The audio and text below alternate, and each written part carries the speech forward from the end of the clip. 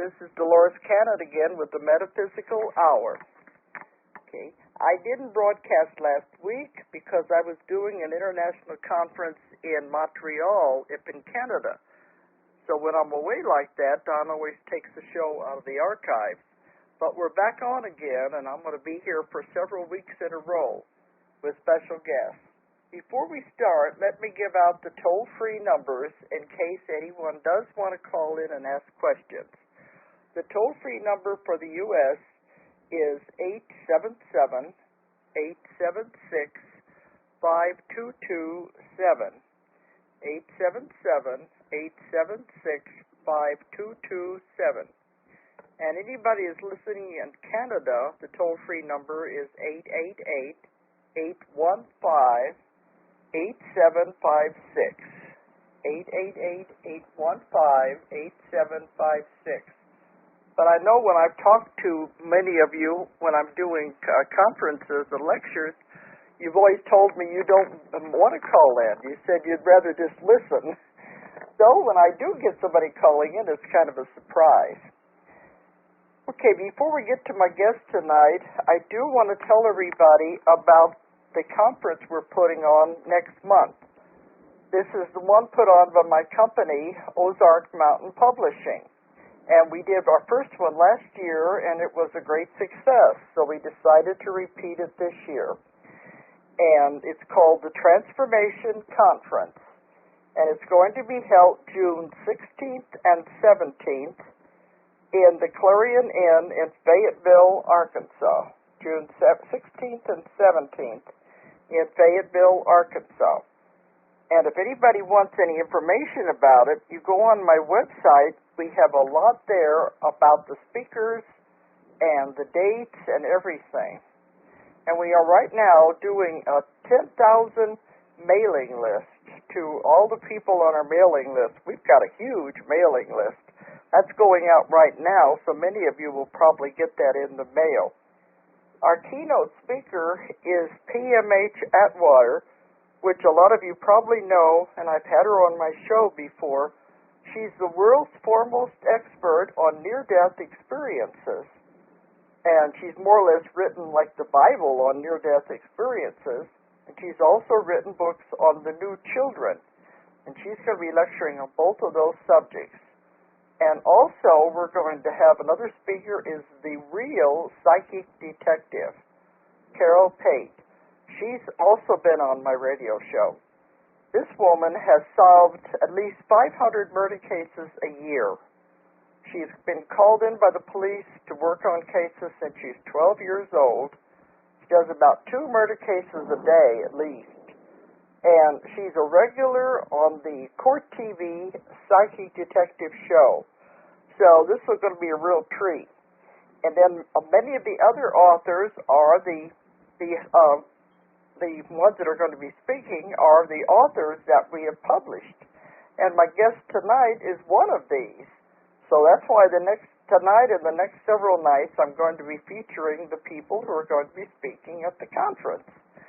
So tonight I've got Mary Letourney, and you're in Boston, aren't you, Mary? Yes, I am. You're up there. Okay. So we're going to be doing the hour with Mary Letourney, and she's an astrologer. And we published her book called Discover the Universe Within You. And she has her own method of doing astrology. So anybody out there who's interested in this, I think you might want to hear some of the ways she's going to be explaining some of these things. But Mary, before we get into that, let's tell everybody about yourself. I always like to start with that part. Oh, dear. About yourself and how you got into all of this. Your background. Go ahead. Well, I always was. I somewhat was interested in astrology, but when I would read the columns in the newspapers or magazines, sometimes they were okay, sometimes they weren't. And finally, I thought this is a lot of junk, and so I discarded it. And then one day, I had a real dilemma. I could not make a decision that involved my husband and myself as far as moving. And I the thought came to me, call an astrologer. And so I did. And of course I wouldn't recommend this, but I went to the Yellow Pages and I called what was available at that time, which were only about 3 people. This was years and years ago. And finally I got someone, and he was very intelligent, answered all my questions, and he was a fund of knowledge. I found him very interesting, so I commissioned him to come and do my husband's chart, and I was absolutely spellbound because he, for 1.5 hours, described this man as only I and his mother knew him. So I thought, oh my God, this is something, I've got to learn how to do this. This is just amazing, amazing. Well, so that was the beginning of my journey. What were you doing at that time? What was your life like? At that time, I had been a teacher for quite a few years, teaching in public school and private school. And then I had family, and I was raising them. And my husband had an opportunity to go to Washington, D.C., and we were really in a quandary because we hated to leave our families, and the children would miss the grandparents and the whole thing. So yeah, it was quite a, but we did go. What did the astrologer tell you? Pardon?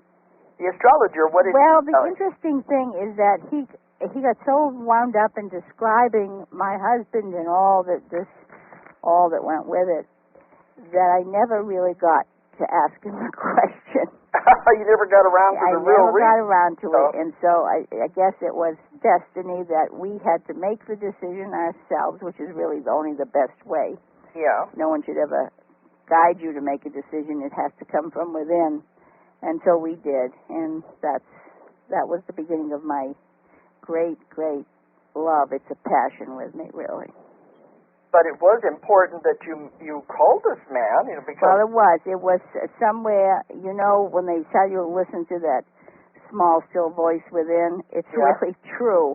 But many times we ignore it or think it's fanciful or whatever, when it truly is a deep guidance. See, that's so the important I guess that's how I began. To that, or you would never have even gone down that path. That's right. And I studied for quite a few years, and then I went into business, and that was put aside for a while. But I was talking to my daughter today about that, and I said, why did I stop for about 10, 12 years and work so hard in business? Yeah. And she's a wise little old lady, she said to me, well, that's when you really grew. I said, you're right. It really took about 25 years to write this book. Oh. Because you have to observe, you have to analyze, you have to think. When you do a chart, it's such a valuable piece of information that you want to make sure that you're giving all that you can give to guide the person to understand himself. So during that time, you had your hiatus, I guess you would say. Well, I thought it was, but I guess it never really left me. I did a lot of reading, studying, things like that all the time. So you were really, like she said, growing at that time. Yeah, she felt that I had, and I agreed with her, that you can't just study something as it is, because you're studying about life, and life is observation and appreciation and compassion and understanding and so many other things that go into it. So I think a lot of people think of astrology as being kind of like math, or very systematic, and putting charts together in that way. Well, it is. It does have a plan. You do follow a plan, and you do have certain steps that are very solid. But then there is this interpretation of the individual that you're dealing with, and you want to be able to grasp the feeling, the emotion, the way that they feel, the way they act, the way they think, and you see the planets and the way they line up and the way they affect each other and the way they affect the human being that's in front of you, and you try to give them a complete as possible picture of where they are at that point in their life and what they came into the world with, and that they have free will. And that free will is their greatest claim to superiority among all creation, and that they have the destiny of their future in their own hands.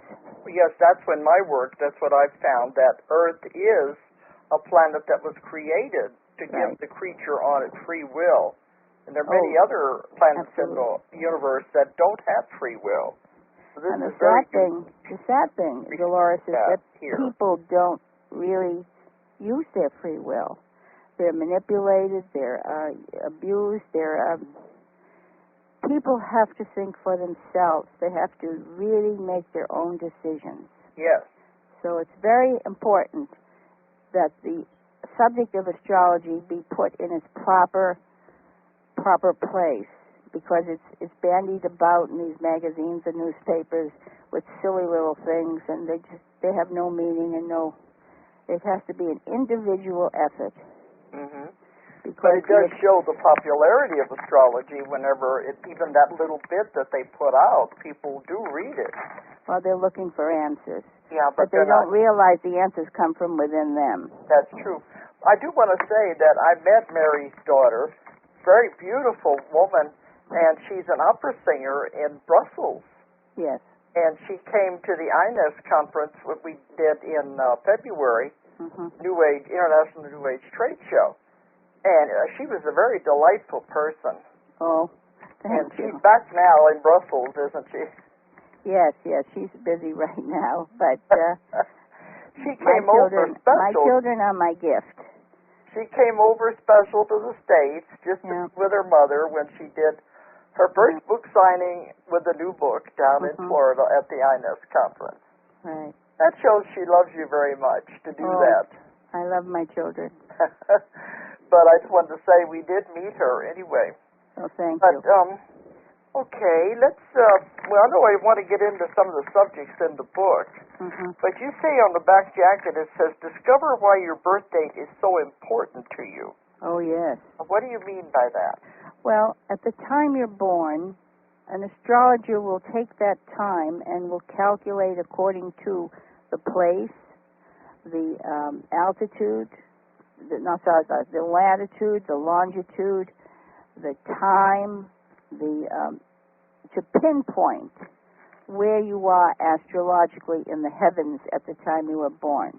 And then they will look at the way the planets are circulating, are moving at that moment that you took your first cry. Hopefully the times are accurate. If they're not, it's probably as close as you'll get. But it gives a picture of your birth chart. And that birth chart is so important because that is going to show you how you react in life. The energies that come from these huge bodies are felt by you in the we call them electromagnetic impulses, and we feel them. And the reason we know this is because if you follow the movement of the planets and how they affect you, and you will feel it on Earth, then you know that there's some very strong connection here. And so we plot the planetary movement, and we see exactly how it is, what will come about. Not that we want to predict, because astrology was really not meant, in my book, other astrologers may feel differently, but I don't feel it's to predict as much as it's to understand your inner self, what you came into the world with, your talents, your abilities, your weaknesses, all the things that make up you is shown in a chart. And then as the energies move in different directions at different times, you begin to feel it. You begin to realize that it's telling you a story. It's telling you what you were born with, what you've come to do, where you are going in life. It's just a massive metaphysical journey. But it can predict, though, can't it? Well, it can predict, but I hate to use the prediction because now you're taking away a person's free will. I'd like to suggest that this is a possibility, and that they are in command. They really, it's their destiny that they are making in this life. There's a plan. When they were born, they had a plan. And I believe that they were part of the plan. As a soul coming into that little body, that little fetus, it was a soul that knew what it wanted to do in this lifetime. Yes. And sometimes it's painful, sometimes it's varied with each human being. But it's a great plan, and it's a beautiful plan. Because this is a beautiful planet, but it's a hard planet. Because this is the planet where we learn.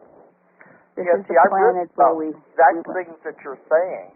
Right. Because I've written the book about Between Death and Life, when you do make this plan, when you come back into the life of everything you hope to accomplish. Right. Because you get down here and everybody else has their plans, and because it is a planet of free will, it's very difficult sometimes to carry out the plan that you came in with. Right. I and say here in my book that it is a challenging planet. Yes. And we're here to learn lessons, mostly emotions and limitations. Well, lessons, when you say lessons, everyone shudders. Yeah. We're actually here, I'd like to think that we're here to really find compassion and understanding and love. Yeah. And the subject of astrology is really a very expansive picture of your life's lessons and the purpose of your destiny. Uh-huh. And as we navigate in a deeper understanding of this wonderful subject, we realize, and this is what I try to tell people, that the outcome of any situation, regardless of what is appearing in the chart, the outcome will depend upon your individual awareness and the conscious use of your free will. So if you know you're coming into a very difficult period, rather than to fight it, try to understand it. Try to say, what is it I have to learn from this? What is going on here? You have to go with the flow rather than go with the flow. And when a great time comes along, you're going to enjoy it, you're going to know it, you're going to feel it, but don't be selfish about it. Because we're here to share. That makes sense. Yeah. But I know I have an astrologer friend, and she's always warning me about certain planets, especially Mercury retrograde. Well, that's quite a lot of people are afraid of Mercury retrograde, and they'll say, don't sign contracts, don't do this, don't buy a car, all these kind of things. I feel, this is my own personal opinion, that whatever sign the Mercury is in, whatever sign, whether it's Pisces or Aries or Sagittarius or whatever, it depends truly on the person's chart and how sensitive they are to those particular vibrations. Okay. I can't say bold-faced that all Mercury affects everyone the same. I feel it's a very individualized thing. Okay. But there does seem to be a confusion with certain people at certain times when there is Mercury retrograde, because the energy appears to be slowing down. Uh-huh. Because I've had some bad experiences when it was like that. Well, maybe because the thought was put in your head. No, I didn't know it until afterwards. You didn't know it. Well, then you have to say to yourself, what is it I had to learn from that? Well, at the end of February, I had to go to the Laughlin UFO conference, and the whole trip was a complete nightmare. Right. Waiting a whole day in the airport, trying to get out of the airport. Nothing was right. Yeah. Everything was just total confusion, and we couldn't get the buses. Right. The whole trip was like that, and I told my daughter, I said, I'll bet you Mercury's in retrograde. And it was, but they said Saturn. Mercury's retrograde, you have to really think about things very carefully and not be so ambitious, because everything gets in your way, whether it's weather or airline traffic or whatever. But they also, I found out at that time, not only Mercury was retrograde, but also Saturn was retrograde. Well, that was really the double culprit. whammy. So I blame it on that. That was the culprit. Why the trip turned out so bad, but yeah, we made it back home okay. But it was just but like Saturn's a very, very interesting planet. Extremely. It is. It's a great teacher. Great teacher. Let's see. Do you want to talk about some of the signs and what they stand Sure. mean, or what? Sure. I know you teach your classes in this. Yes. And you did say that yours is a technique you have developed yourself, isn't it? Well, because I'm a teacher, and I tried to make it as simple as possible. When I wrote this book, I tried to keep it very, very simple so that people would be able to understand and realize how in-depth, how beautiful, how great creation is. And that we are not just haphazardly thrown into this world, that there's a definite plan and meaning for every human being. It always helps if you can know a plan. But what is it that makes your technique different than the normal astrology? Well, I don't think my technique is different. It's just that that's how I see it. Yeah. That's how I feel about it. And what I do is break down the signs. The reason... First of all, the signs, the 12 signs of the Zodiac, are what is considered an invisible arc in the heavens, usually 8 degrees on either side of the sun. And this is what we chart when we start the chart. We find out where the planets are, and not only where the planets are, but in what signs they are in. Because the signs color the energy of the planet as it affects you. So it's very important that you understand the signs first. That's the first thing I start with, are the signs. And then I will move into the planets, and then I will move into the interpretation, the degrees and the houses and things of the chart. But the sun sign is very important. I think just about everybody probably knows what their sign is. Well, that's great, because it's very important to know what your sun sign is, because just as the sun of our little universe is so powerful and so important because we can't live without it, actually in this lifetime your sun sign is just as important to you as the real sun is to the earth plane. Yes, because I can gives believe you... that. Pardon? I can believe that, yes. Because it describes a lot of your inner impulses, because that is the way your sun relates. It relates to the sign it was born in, or you were born in. For example, Aries is the first of the signs of the Zodiac. Yeah, I'm an Aries. Oh, I know. Okay. And that's a fire sign. Yeah, you want to tell a little bit about I'd love to. These signs? The Aries-type people are always in perpetual energy and motion. Being a fire sign, they possess that quality of fire. And they can energize and warm any cold shadow of timidity and injustice instantly. They just have that drive, that belief in themselves, that openness, and I like to call them the type of people who are part strength and part aggression, part force and part dynamism, and always pioneering and always positive. And if this sounds like leadership, you're right. Well, I've always been told that the Aries go in where the angels fear to tread. That's right, because they're very courageous people. When they believe something, they believe it, and they're going to go and they're going to do it. You know the horses in the parades, how they put blinders on them so they won't be distracted as they go down the street? Well, I like to think of Aries with their natural blinders on, because they have an idea and they're one-pointed, one direction, and that's the direction they're going. That's what they're going to do. And they're really,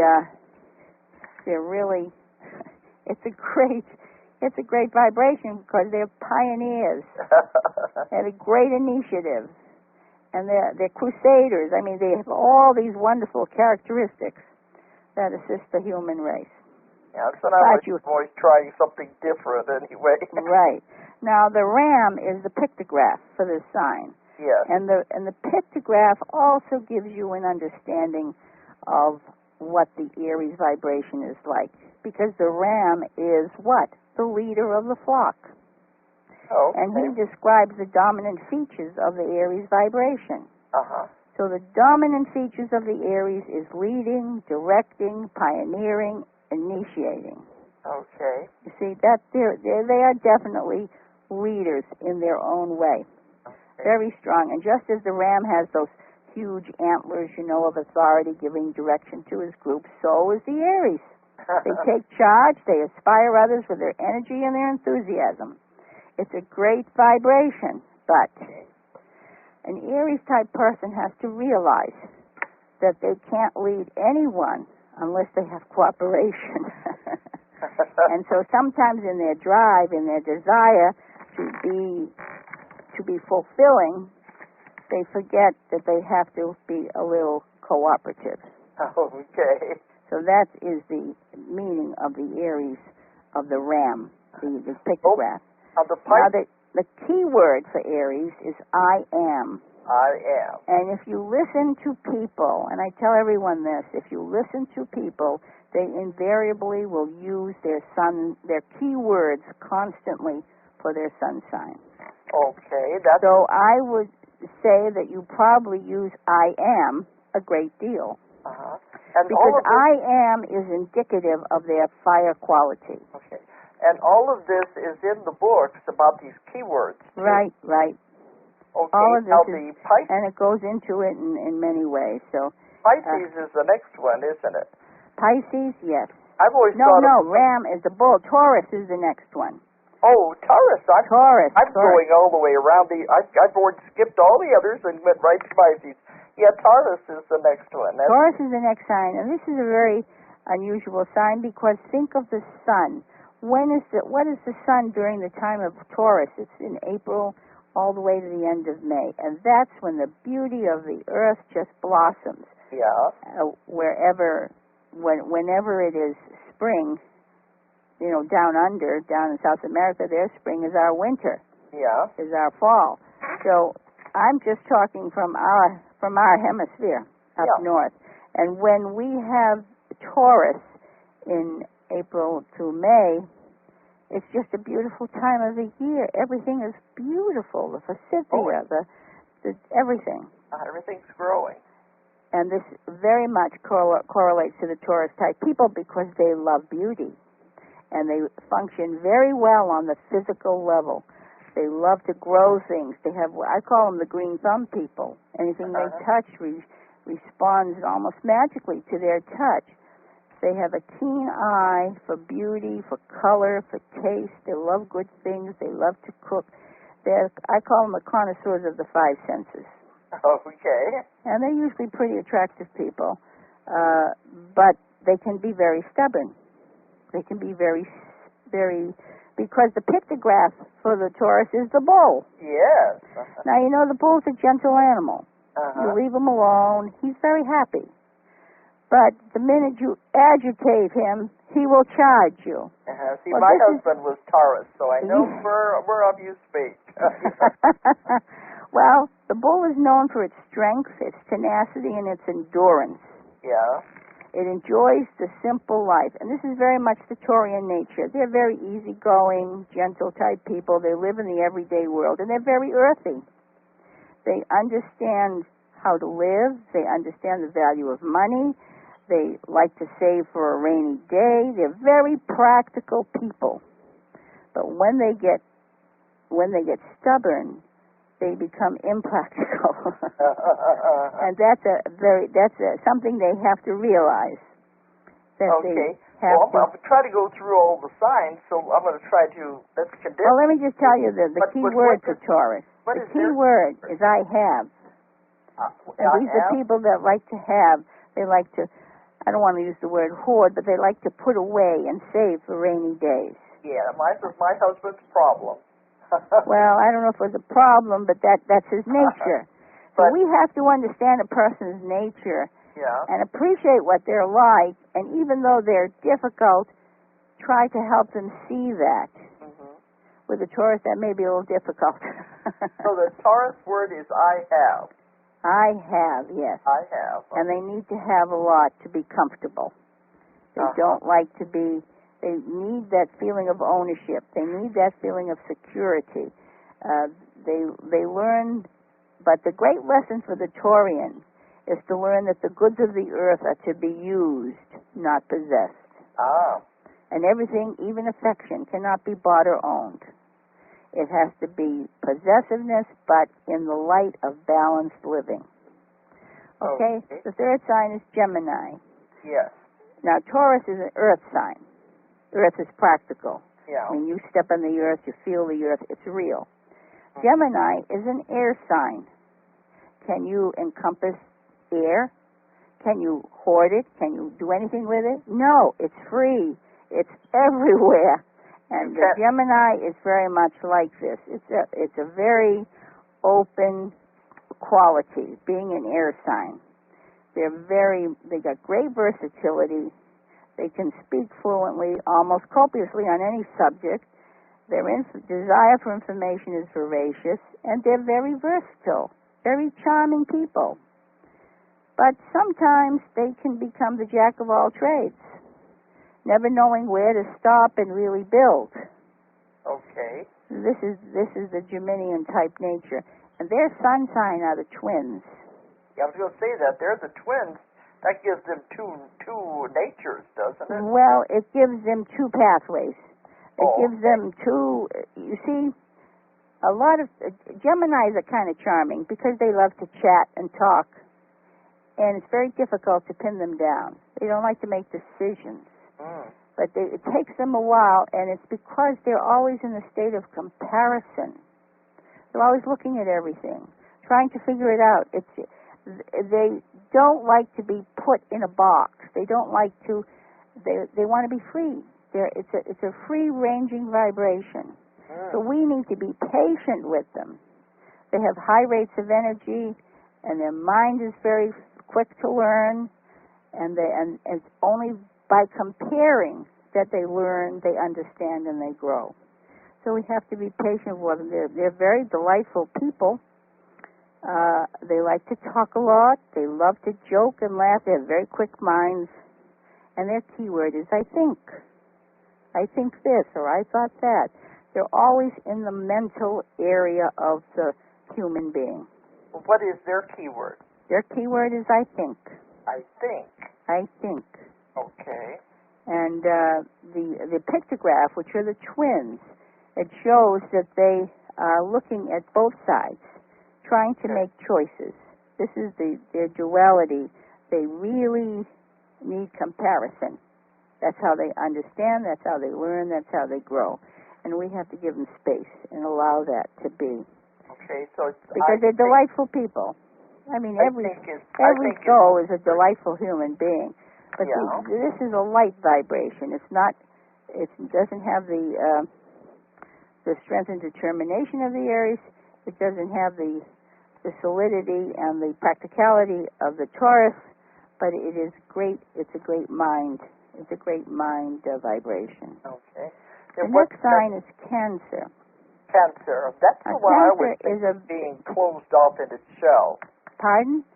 I always think of Cancer as being closed off in its shell, wanting to be away from people. Well, not necessarily. The crab is their pictograph. Yeah. And if you think about the crab, it's a gentle creature. You approach it and it'll scramble quickly to its little hole in the rocks by the beach. It doesn't want to be disturbed. It's afraid. The Cancer is a very sweet sign. It's a gentle sign. It's an emotional sign. Because their key word is I feel. I feel. It's a water sign. All water signs are very psychic, very sensitive to other people's feelings. That would make sense. But the Cancer is a homebody. They like to build. They want a nest. They want a home. They want to feel secure and content. And their instincts are very constructive. So So they build and they manage, and they're always thinking of the future, always trying to protect their home, their family. Very sweet people, but they fear a lot. They worry a lot. They fear the unknown, and they don't like to venture out sometimes. They want the best for their families. It's a very emotional sign, and it's a perfect description of one of my daughter-in-laws, and that describes her perfectly. Right, but yeah. being gentle souls, you know, they must learn to develop an inner strength when fear comes in and panics their senses. Okay. You have to help them to let go of that memories. They never seem to forget. They have great memories. They don't forget a thing. Uh-huh. So think of the crab and think of how gentle it is. And remember, that's the sweetest meat of all the sea, is crab meat. Okay. And so they have a sweetness about them, a gentleness. And when they feel, oh my Lord, they feel. Oh, okay. They're very constructive. What's the next one after Cancer then? Leo. The lion. Now, Leo is a fire sign. That's the lion.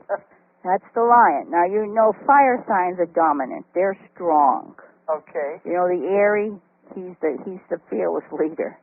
He's going to go out and take chances. And he knows he's going to be right. And when he isn't, he's got to say, what did I do wrong? Perhaps didn't have his cooperation. Perhaps he didn't really consider other people, whatever. But the Leo is a little different. The Leo is full of love. He's a love man, a love woman. They're very dramatic. They're very emotional, and they show their emotions openly, usually with emotional hugs or slaps on the back. It's a big vibration. It's a very large vibration for fun, for pleasure. They love unselfishly, and they're passionate abundance. They just love to glow. They love to have fun. Don't they say that there are a lot of the actresses and actresses oh, yeah. are Leo? Oh, yeah. They love the positive light. They love to be in command where they have devotion. Hmm? They're great organizational ability. They really have a magnanimous nature, and what a beautiful smile they have. But I would caution people, if you live with a Leo or you have Leo children, please remember, don't ever embarrass them.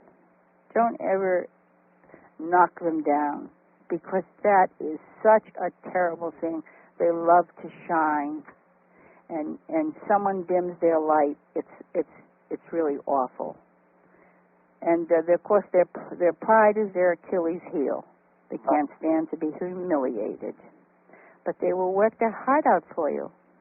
You just have to appreciate them. The lion, of course, is the pictograph. And what is their keyword? Pardon? What is Leo? The keyword is I will. I will. See how powerful, how strong they are? I will. I will make it easy. You will do it. It's a will factor, driving force. Okay. And they have an uncanny ability to organize from nothing to something. Great will. They have great will, great love for life. They love people, but they need to shine. You have to understand that. Okay. You have to help them, appreciate them. The next sign is Virgo. I've got a lot of Virgos in my family. A lot of Virgos. Well, Virgo is a great vibration. Has to be understood. All these, and I'm asking people who are listening, learn what someone's sun sign is and watch them. Listen to them. Listen to their words. Listen how they identify themselves. Watch how they act, how they think, and you will realize so much about them. It's just, you have to do your homework. You have to be an investigator. That's my feeling. You can tell by the way somebody talks what sign they are if you really pay attention. One of the reasons I studied it early on was to understand my children and my husband. Okay. And it was very helpful for me. The Virgo type people are very particular and very analytical. They're conscientious, they're thoughtful, but they're very reserved. They are very valued among workers because they're practical and they are always there for you. They don't want the spotlight. They prefer to work behind the scenes. Believe it. Isn't it amazing?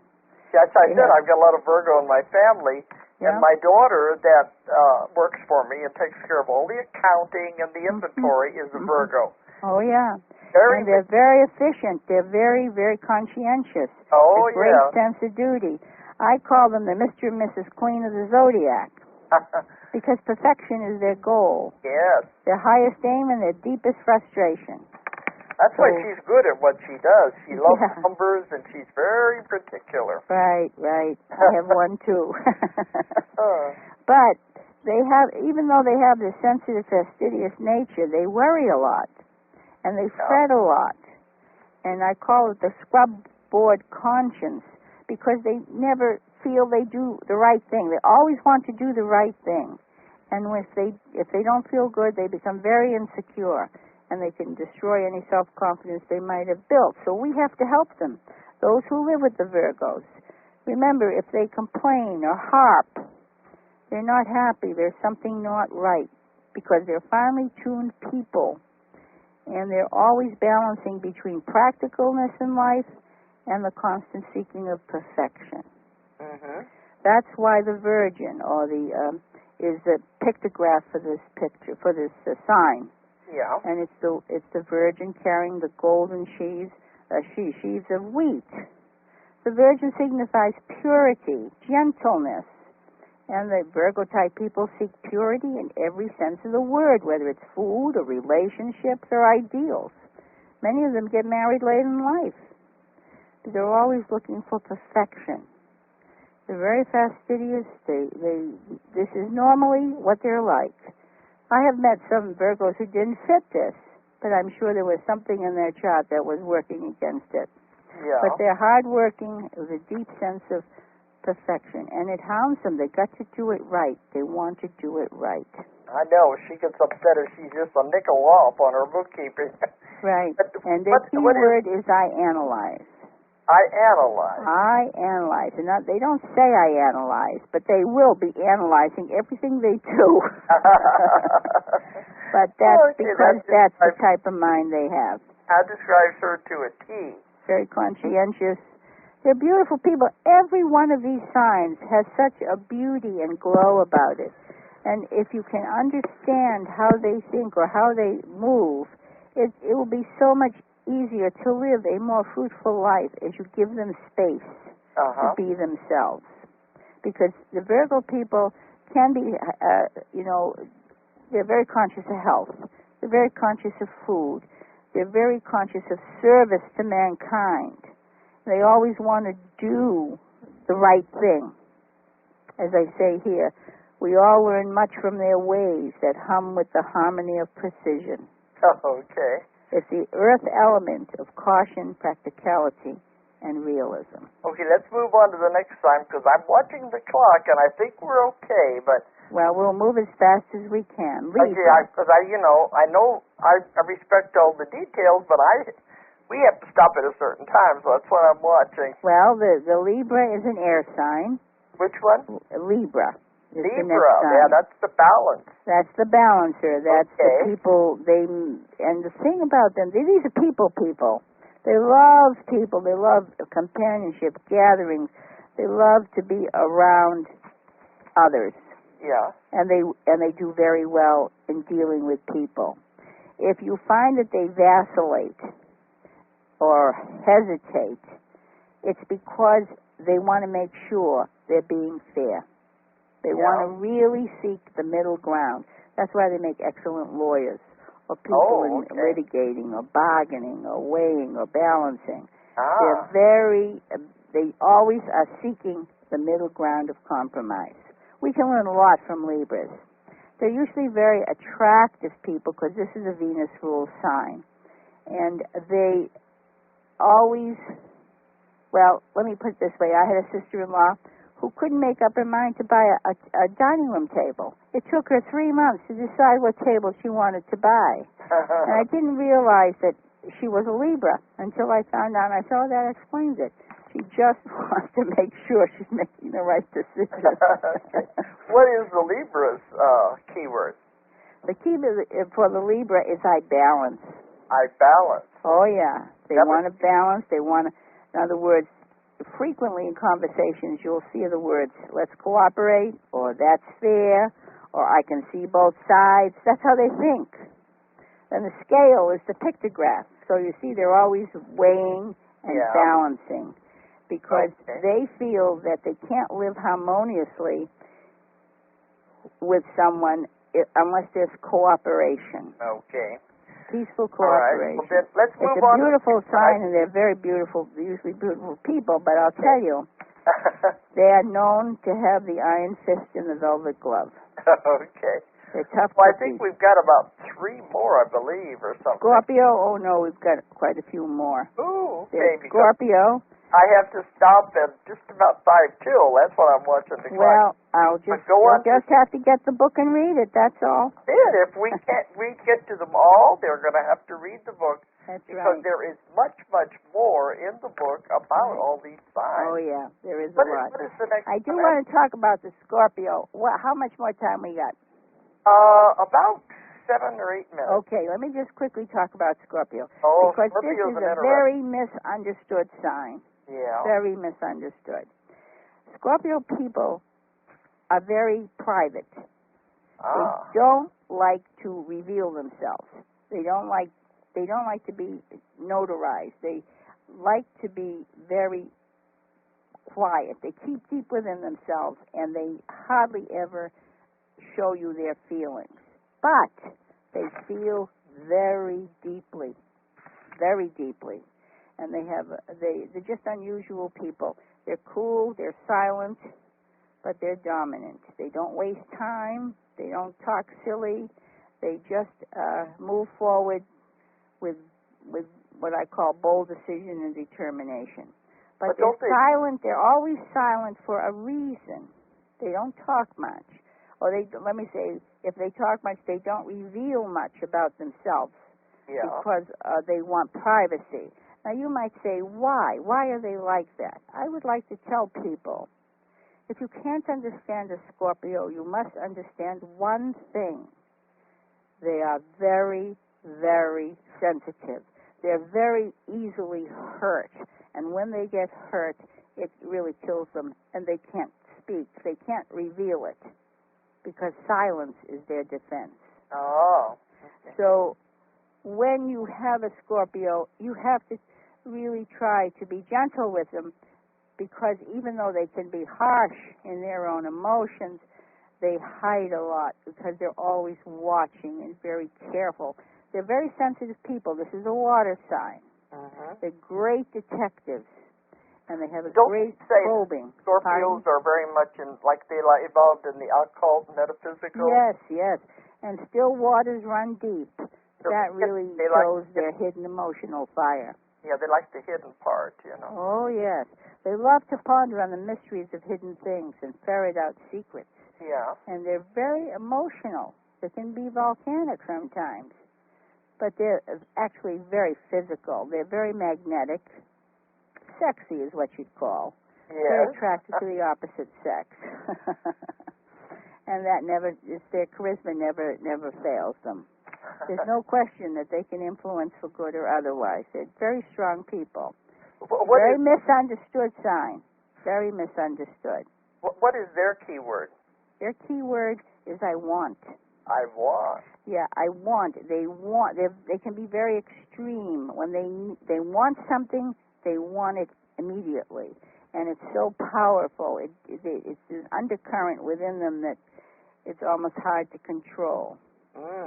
I write here, with laser beam intensity, these I want people will move into a situation, get to the core of the problem, and then relentlessly pursue it to its conclusion. The intensity of desire pushes all obstacles in their path, like an unrelenting bulldozer plowing through the countryside, because they make wonderful detectives. Okay. So it's a very powerful sign because these are healers. They have great healing ability. Oh. That goes along with the metaphysical part, isn't it? Yes. They really are. And there's all kinds of symbols for them, but they go from the scorpion, which is a type of creature that will stink itself to death when it gets so angry, which shows you the power that they have to hurt, to destroy themselves. And it goes all the way to the phoenix bird. And the phoenix bird burns, and out of the ashes arises the new bird, rebirth. That's the healing, the transformation. Very beautiful sign, very powerful. Okay. Okay, now we have the Sagittarius, Well, Mary, the Capricorn, the Aquarius, and the Pisces. We'll have Mary, to I'm going to have to leave them for another up to time. there. Right. What I want you to do is let people know how they can contact you if they want to know more. If they want to know more, Can they contact you anyway, or do you? yes, they can want contact me. The best thing to do is to, I don't have my website hooked up yet. Yeah. But I have a phone number I can give them. If somebody does want to call and talk, if they want to contact me, I'll give them a phone number. As long as you're okay with that. Well, yeah, I think I am. Okay. Let them know how they can contact you then. All right, I have the number is 617-990-6999. Okay. And the name of Mary's book is Discover the Universe Within You. Discover the Universe Within You, and there's a lot more in there because we didn't get to go through all of the signs. Oh, right. There's a lot more. And Mary is going to be speaking at our Transformation Conference here in Arkansas. So if you want to come and meet her, I think you're going to be talking to people, too, during the conference, aren't you? Oh, I will try to. That, we're going to have a table there so you can talk to people if they want to find out more. I'd like to leave with this thought, Dolores. Go ahead. Without love, we're like empty drums with no sound. Without love, we are merely lumps of clay with no soul, no divine spark. Without love, we are the silent destroyers of all that breathes. Without love, we have lost the pathway to the depths of emotion. And so what is love? Love is the elusive yet expansive emotion stretching from here to eternity. Love is the comforting completeness of giving and sharing. Love is that generous, enveloping flow of accepting and understanding. Love is the true and best part of each of us, the divine in action. What greater glory, what greater opportunity, what greater gift is there but to love? I love that. That's very, very beautiful. Yeah, I wrote that one night, and I don't know why, but it just came out. It's very beautiful. Thank you. Right, but if anybody's interested more, then they can get Mary's book, Discover the Universe Within You. Yeah. And if you want to find out more about the conference or anything, our website is Ozark Mountain Publishing, but it's abbreviated, so it's OZARKMP.com.